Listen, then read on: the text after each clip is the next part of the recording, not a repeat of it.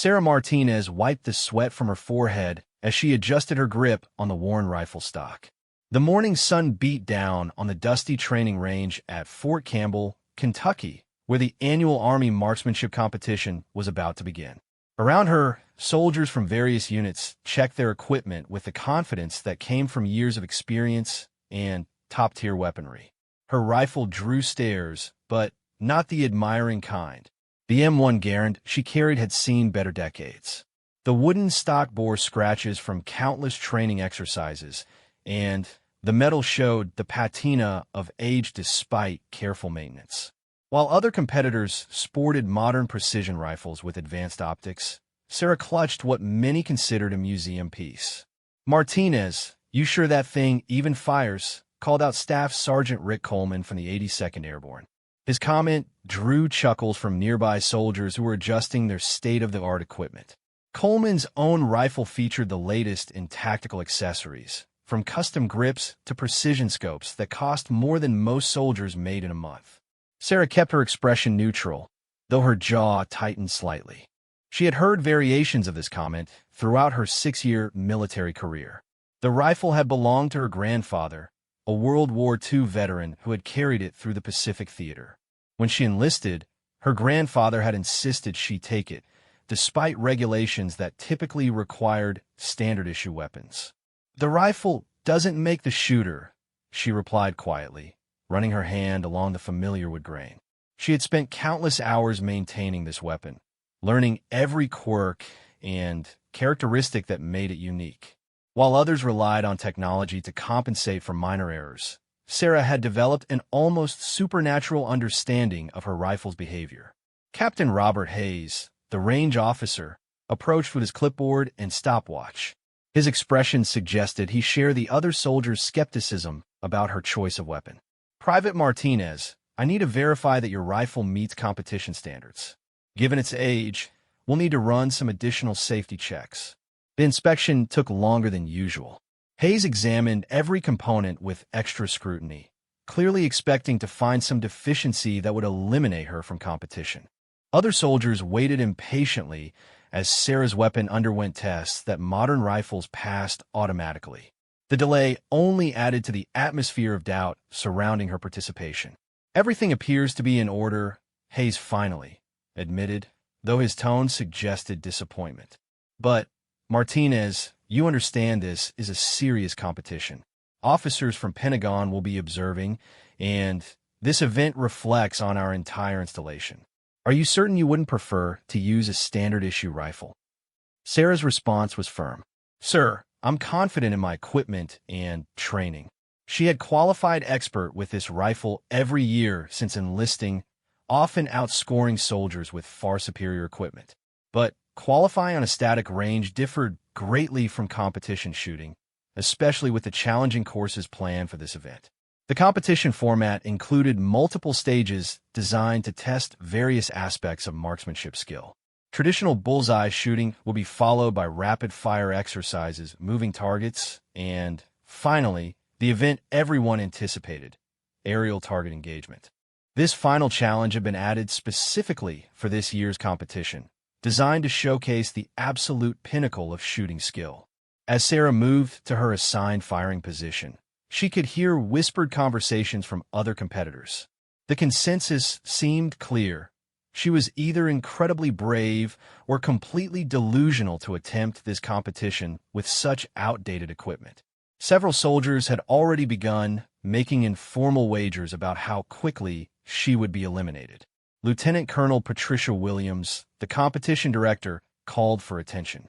"This year's competition represents the finest marksmanship talent in our armed forces.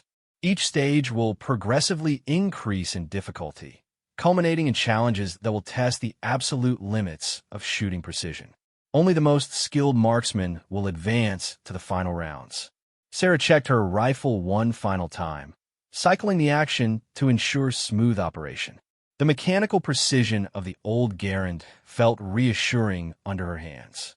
While others adjusted digital displays and calibrated electronic systems, she simply breathed steadily and centered her mind on the fundamentals her grandfather had taught her decades earlier. The first stage would begin in 15 minutes. Around her, competitors made final adjustments to their equipment, confident in their technological advantages. Sarah closed her eyes briefly, remembering her grandfather's words about the importance of understanding one's weapon completely. In a few hours, she would discover whether traditional skill could compete against modern technology. The morning breeze shifted slightly, carrying the scent of gun oil and nervous sweat across the range. Sarah opened her eyes and focused on the distant targets, already calculating wind drift and trajectory. The competition that would define her military career was about to begin, and she intended to prove that expertise transcended equipment. The first stage commenced with traditional precision shooting at stationary targets.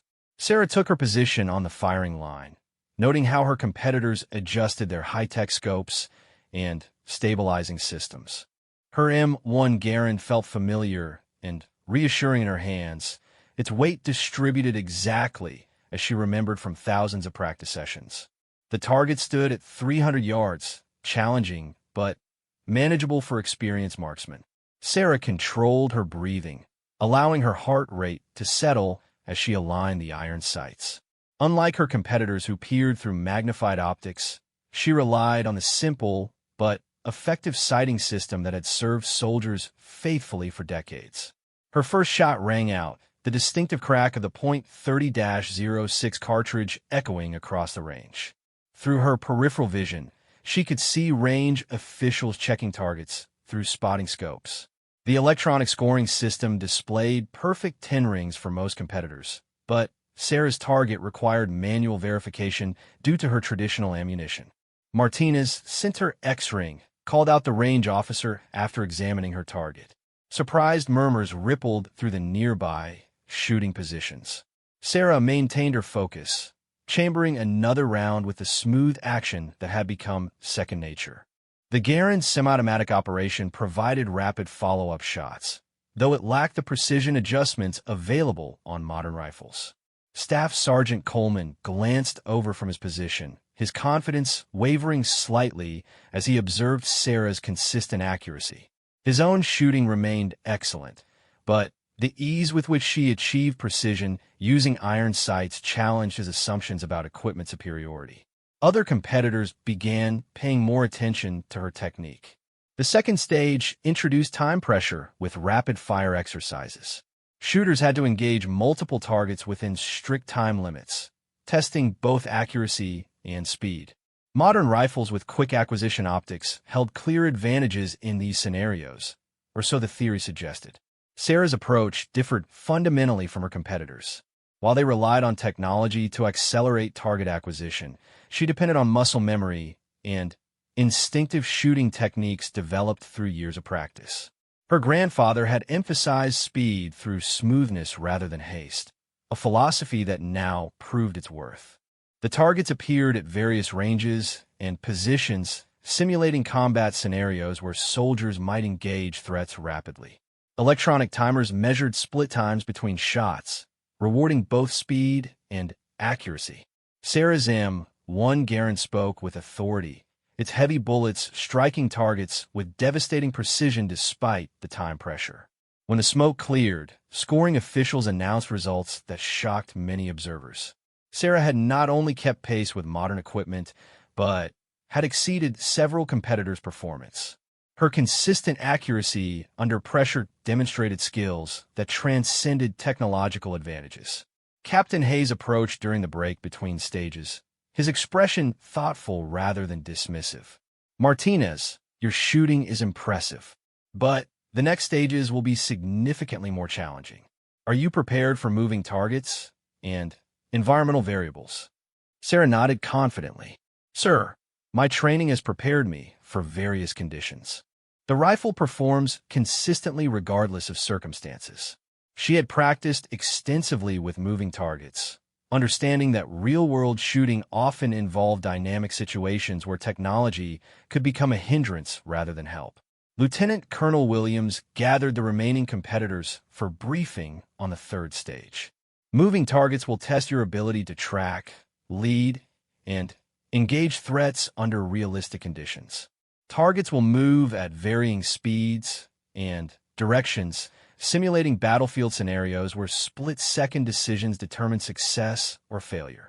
The moving target course utilized mechanical systems to propel targets across the shooter's field of view at different velocities and angles. Competitors would face targets appearing suddenly from concealment, requiring rapid target acquisition and precise shot placement while compensating for movement. Sarah studied the course layout, calculating lead angles and timing based on her understanding of ballistics. While others programmed their advanced fire control systems, she relied on fundamental skills that required no batteries or calibration.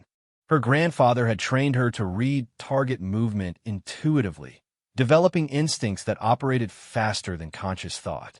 The first moving target appeared without warning, crossing left to right at moderate speed. Sarah's rifle tracked smoothly, her shooting stance flowing with the target's movement. The report of the Garand echoed across the range as her bullet intercepted the moving target perfectly. Target after target fell to her precise shooting, each engagement demonstrating mastery of lead calculation and timing. Competitors using electronic assistance found their systems occasionally lagging behind rapidly changing target presentations, while Sarah's intuitive approach maintained consistent effectiveness. By the stage's conclusion, Sarah had achieved the highest score among all competitors. The impossible had occurred. Traditional marksmanship had outperformed modern technology in every measurable category. Conversations among observers shifted from skepticism to genuine respect for her exceptional abilities. Colonel James Patterson, the installation's commanding officer, had arrived to observe the competition's final stages. His presence indicated the event's importance, as senior officers rarely attended routine training exercises. Sarah's performance had clearly attracted attention far beyond the normal scope of marksmanship competitions. As competitors prepared for the fourth stage, Sarah methodically cleaned her rifle and checked her remaining ammunition. The Garand's reliability had never wavered, its mechanical precision matching her own shooting skills. Around her, soldiers adjusted increasingly complex equipment, their confidence shaken by her consistent superiority. The psychological dynamic had shifted dramatically. Sarah was no longer the underdog with questionable equipment, but a serious contender whose abilities demanded recognition. Her quiet confidence had replaced the earlier atmosphere of doubt, and other competitors now watched her technique with genuine interest rather than amusement. The fourth stage would introduce environmental challenges including wind, varying light conditions, and obscured targets. These factors typically favored advanced optics and ballistic computers, but Sarah's performance suggested that traditional skills might prove superior even under adverse conditions. The fourth stage presented environmental challenges that typically separated expert marksmen from exceptional ones. Wind flags positioned throughout the range indicated shifting air currents that would deflect bullets unpredictably. Light conditions changed as clouds passed overhead, affecting visibility and target definition. Some targets were partially obscured by vegetation or artificial barriers, requiring precise shot placement through narrow openings. Sarah studied the wind indicators carefully, noting patterns that revealed the complex air currents flowing across the range. Her grandfather had taught her to read environmental signs instinctively, understanding that nature followed predictable patterns despite appearing chaotic. While other competitors consulted digital wind meters and ballistic calculators, she relied on visual cues and experience. The targets for this stage were positioned at extreme ranges, some exceeding 600 yards. At such distances, environmental factors could cause bullets to miss by feet rather than inches. Modern rifles with advanced ballistic systems were specifically designed to compensate for these variables, giving their users significant theoretical advantages. Sarah's first target appeared as a small silhouette barely visible through her iron sights. The distance challenged her visual acuity, requiring absolute precision in sight alignment and trigger control. She observed the wind flags for several seconds, reading the story they told about air movement between her position and the target.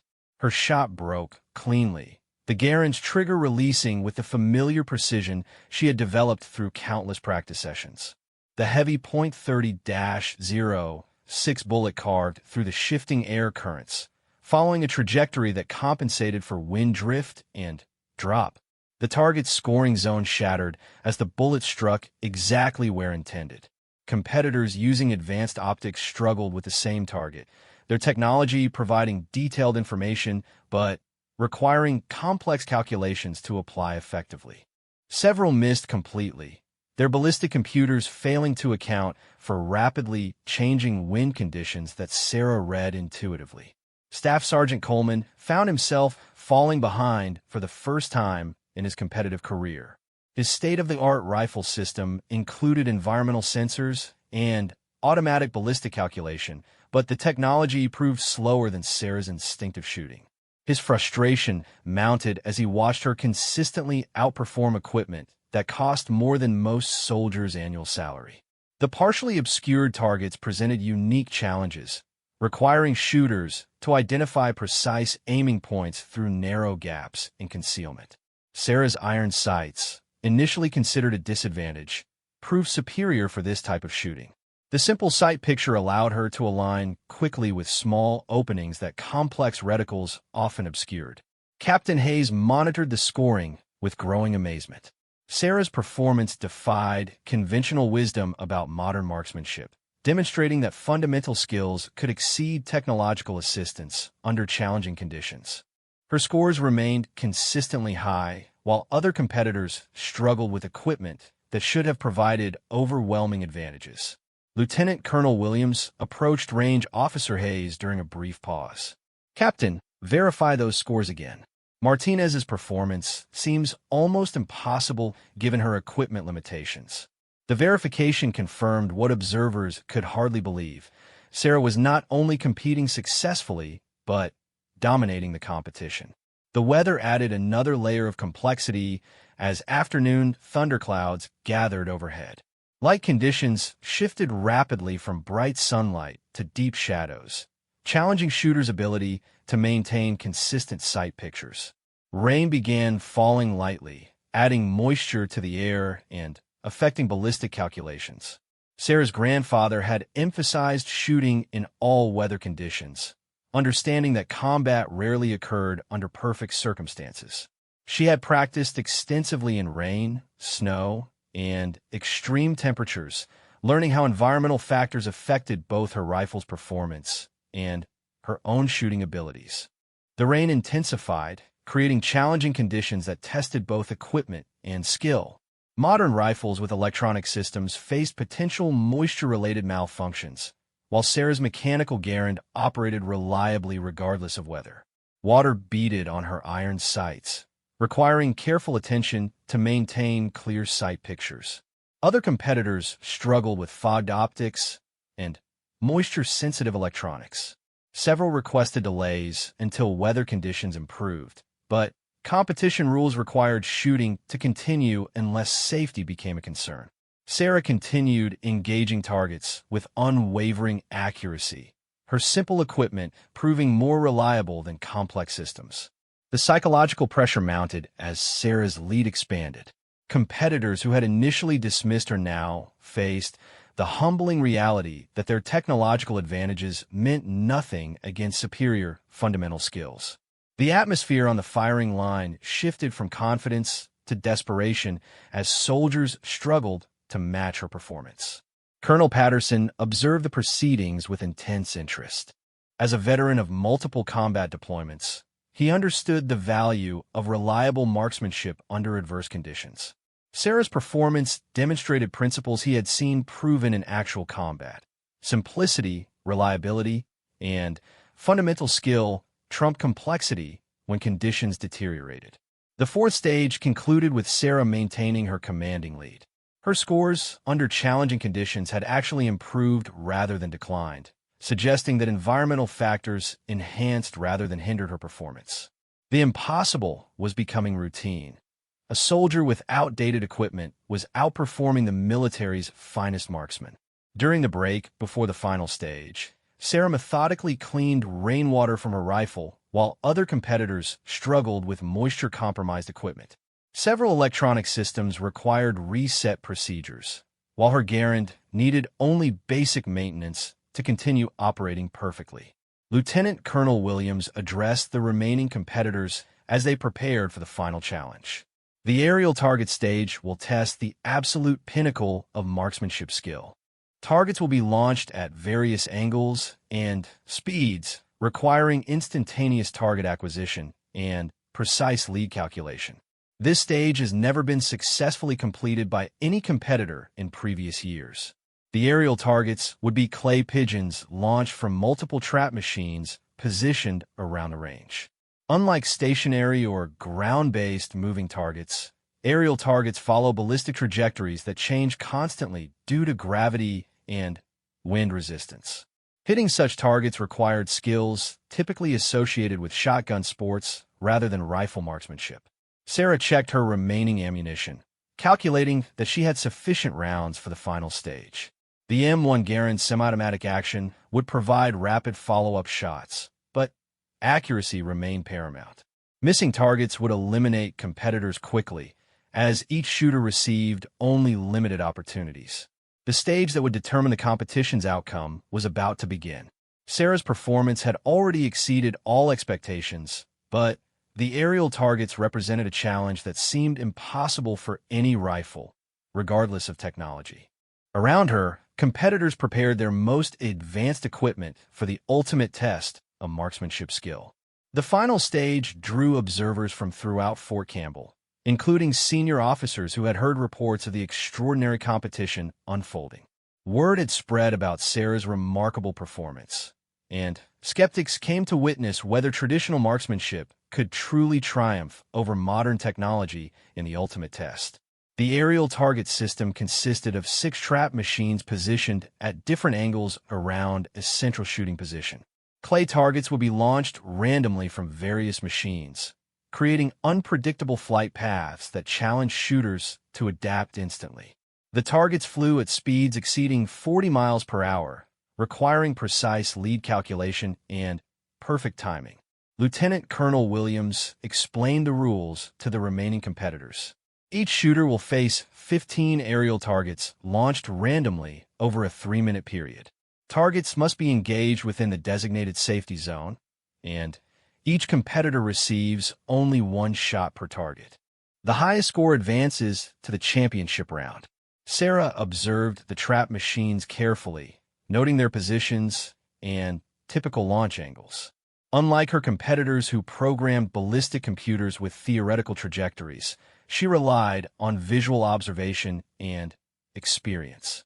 Her grandfather had been an accomplished bird hunter, teaching her the fundamentals of shooting moving targets that no technology could replicate. Staff Sergeant Coleman stepped to the firing line first, his advanced rifle system loaded with specialized ammunition designed for aerial engagement. The electronic fire control system calculated target intercept points automatically, displaying projected impact zones through his sophisticated optic. He appeared confident despite Sarah's previous performance advantages. "Pull," Coleman called out, initiating the target sequence. The first clay pigeon arced across his field of view in a crossing pattern that challenged his tracking ability. His rifle's computer system processed the target's movement, displaying lead indicators through his heads-up display. He fired precisely where technology indicated, but the shot missed cleanly. The second target launched at a sharper angle, climbing rapidly before beginning its descent.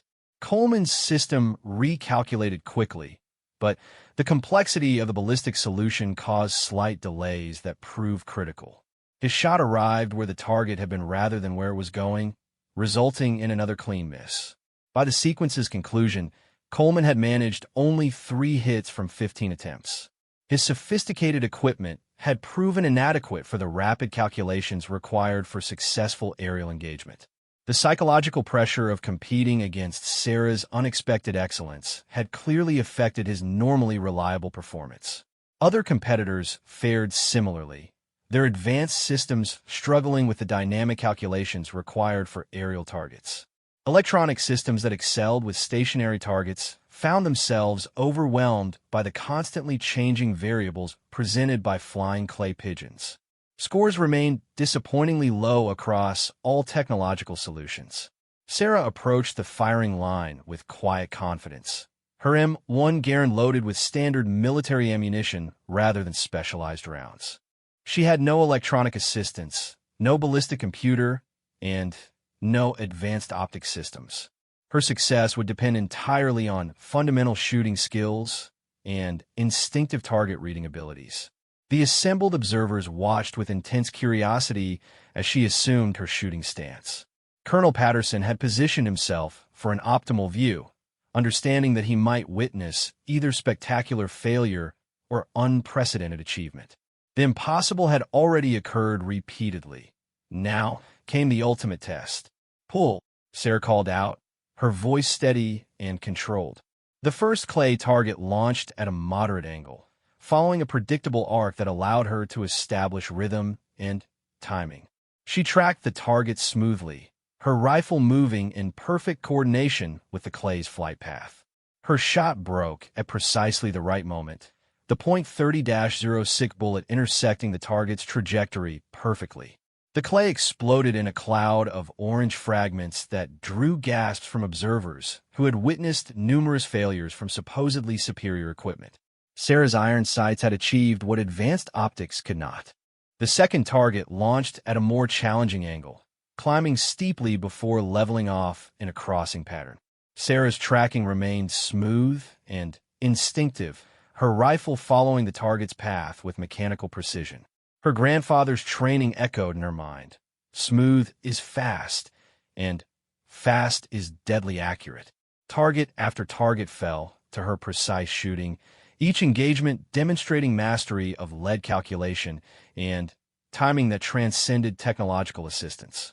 Her iron sights, initially considered obsolete, proved superior for the rapid sight pictures required for aerial engagement. The simple sight alignment allowed faster target acquisition than complex reticles. The crowd fell silent as Sarah continued her remarkable performance. Military personnel who had initially dismissed her equipment now watched with professional respect bordering on awe. She was accomplishing what theoretically should have been impossible, turning conventional wisdom about modern marksmanship completely upside down. Captain Hayes monitored the electronic scoring system with disbelief. Each of Sarah's shots had found its mark with consistency that defied logical explanation. Her technique appeared effortless, as if the challenging aerial targets were stationary bullseyes rather than rapidly moving clay pigeons traveling at extreme speeds. The final target of her sequence launched at the maximum range and speed, presenting the most difficult shot possible. The clay pigeon climbed sharply before beginning a long descending arc that would carry it to the edge of the safety zone. Sarah tracked patiently, calculating lead and timing with instinctive precision. Her last shot echoed across the range as the distant target exploded in perfect timing. 15 targets, 15 hits. Perfect score. The assembled observers erupted in spontaneous applause, recognizing they had witnessed something extraordinary. Sarah had achieved what no competitor in the event's history had accomplished. Lieutenant Colonel Williams approached with obvious amazement. "Private Martinez, your performance today has been unprecedented. A perfect score on aerial targets using iron sights and standard ammunition defies everything we understand about modern marksmanship capabilities." Sarah's response remained characteristically modest. "Ma'am, the rifle performed exactly as designed. My grandfather always said that good equipment in trained hands would never fail when needed most. The fundamentals of marksmanship haven't changed, regardless of technological advances." Colonel Patterson stepped forward, his expression reflecting the profound respect of one professional warrior for another. "Martinez, your demonstration today has provided valuable lessons about the relationship between technology and skill. You've proven that fundamental expertise remains the foundation of all military capabilities." The competition had concluded with results that would generate discussion throughout the military marksmanship community. Sarah's triumph represented more than individual achievement. It challenged basic assumptions about equipment superiority and technological dependence that had dominated military thinking for decades. The aftermath of Sarah's victory created ripples throughout the military establishment that extended far beyond Fort Campbell. Video footage of her perfect aerial target performance spread rapidly through military networks, challenging fundamental assumptions about equipment requirements and training methodologies that had guided Army doctrine for decades. Within 48 hours, Sarah received orders to report to the Pentagon for meetings with senior officials who wanted to understand the implications of her achievement. The Department of Defense had invested billions in advanced rifle systems and optics technology, only to witness a soldier with World War II equipment outperform the most sophisticated modern firearms. General Patricia Hayes, Chief of Staff for Training and Doctrine Command, conducted the initial debrief personally. Her questions focused not on Sarah's individual performance, but on the broader lessons her success revealed about military preparedness and training philosophies. The general understood that Sarah's achievement represented more than exceptional marksmanship. Private Martinez, your performance suggests that our emphasis on technological solutions may have overlooked fundamental skill development. Can you explain how traditional training methods produced capabilities that our modern systems couldn't match? General Hayes asked during the formal interview. Sarah's response reflected the practical wisdom her grandfather had imparted throughout her youth. Ma'am, technology should enhance human capabilities rather than replace them. My rifle required me to develop skills that made me a better shooter, while advanced systems can create dependence that actually limits performance under challenging conditions. The discussion revealed profound implications for military training programs. Sarah's success suggested that soldiers trained exclusively on high-tech equipment might lack the fundamental skills necessary for combat effectiveness when technology failed or proved inadequate. Her grandfather's old-school approach had produced capabilities that modern training overlooked. Staff Sergeant Coleman requested a personal meeting with Sarah, seeking to understand how she had achieved such remarkable results. His initial skepticism had transformed into genuine curiosity about techniques that transcended technological assistance. The conversation proved enlightening for both soldiers. Martinez, I've been shooting competitively for 8 years using the best equipment available. Watching you outperform modern rifles with iron sights challenged everything I thought I knew about marksmanship. Can you teach me what your grandfather taught you? Coleman asked with newfound humility. Sarah agreed to share her knowledge, understanding that her grandfather's teachings represented accumulated wisdom that deserved preservation. She began conducting informal training sessions during off-duty hours, teaching interested soldiers the fundamental techniques that had served her so well throughout the competition. The training sessions attracted soldiers from throughout Fort Campbell who wanted to learn traditional marksmanship skills. Sarah emphasized breathing control, natural point of aim, and sight alignment techniques that formed the foundation of accurate shooting regardless of equipment sophistication. Her students discovered that these basics improve their performance even with modern rifles. Lieutenant Colonel Williams initiated a formal study of Sarah's training methods, seeking to incorporate traditional techniques into standard marksmanship instruction. The research revealed that soldiers trained exclusively on advanced systems often struggled when forced to use simpler equipment or shoot under conditions that challenged their technological dependencies. The study's preliminary findings suggested that combining traditional fundamentals with modern equipment produced superior results compared to technology-dependent training alone. Sarah's approach had created adaptable skills that remained effective regardless of circumstances, while purely technical training produced narrower capabilities tied to specific equipment. Military contractors manufacturing advanced rifle systems requested meetings with Sarah to understand how their products could be improved. Her insights revealed that excessive complexity often hindered rather than helped shooters, particularly under stress or adverse conditions where simple, reliable systems proved superior. The weapons manufacturers discovered that their focus on technological sophistication had sometimes overlooked the human factors that determined actual effectiveness. Sarah's feedback led to design modifications that emphasize reliability and simplicity alongside advanced capabilities, creating systems that enhanced rather than replaced fundamental skills. 6 months after the competition, Sarah received promotion to corporal and assignment to the marksmanship training unit, where she developed curriculum that balanced traditional techniques with modern equipment training. Her methods produced soldiers who could shoot effectively with any weapon under any conditions. The program Sarah developed became a model for military training worldwide, demonstrating that technological advancement should complement rather than replace fundamental skills. Her grandfather's old M1 Garand found a place of honor in the training unit's museum, representing the timeless principles that guided effective marksmanship. Sarah's story inspired a generation of soldiers to appreciate the foundations of their profession while embracing beneficial innovations. Her achievement proved that mastery came through understanding principles rather than depending on equipment, and that the best technology served those who possessed the skills to use it properly. The rifle that had been ridiculed became a symbol of excellence that reminded everyone who saw it that capability came from the person behind the weapon, not the weapon itself. Sarah's grandfather would have been proud to know that his teachings had not only served his granddaughter well, but had influenced an entire generation of warriors. Years later, when asked about the secret to her success, Sarah always returned to the same fundamental truth her grandfather had taught her: respect the weapon, master the basics, and never forget that shooting is ultimately about the shooter, not the rifle. The flying targets had simply provided an opportunity to demonstrate what dedicated training and proper fundamentals could achieve. Her legacy continued through the soldiers she trained, each carrying forward the knowledge that true marksmanship transcended technology.